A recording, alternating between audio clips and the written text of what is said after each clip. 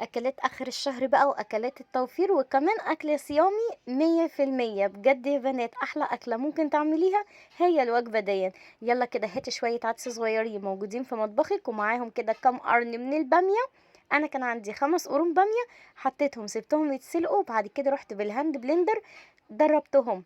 لو مش عندِك هاند بلندر بالخلاط، حطيها على النار وهاتي طاسة حطي فيها شوية زيت ومعلقة من التوم وقلبيها لحد ما التوم يحمر معاكِ، وانزلي عليها بالطشة ديًا، وحطي معاها بقى الملح والفلفل الأسمر فقط لا غير. بجد أحلى عدس ببامية ممكن تعمليه، حلو وخفيف ولذيذ وكل اللي هيدوقه هيقول لِك فعلًا طعمه جميل. العدس ببامية يا بنات حاجة رهيبة.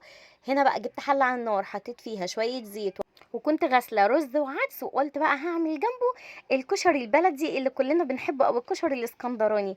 بُصّي بقى هنا ورقتين أو 3 من اللوري والملح والفلفل الأسمر، بس كده. ورُحت زوّدته طبعًا مَيّة سخنة كإني باعمل رز عادي. وهنا يا بنات أنا جبت الطاسة ورُحت قليت شوية بتنجان كانوا عندي في التلاجة، وخرّجت كده بطاطسيتين من التربو ورُحت قُلت هاعمل لهم جنبهم بطاطس. وبجد كانت أجمل غدوة وأخف غدوة.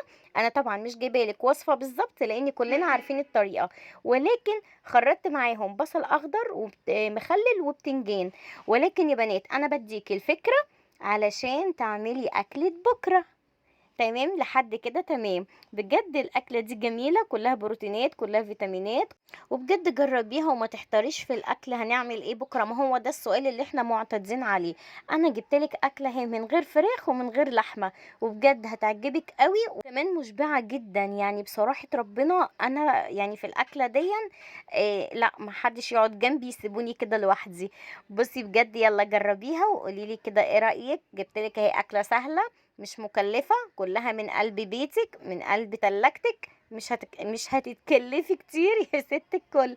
يلا يا ست البنات ما تحتاريش وتفكري وقوليلي ايه رأيك، واشوفك على خير في فيديو جديد. مع السلامة.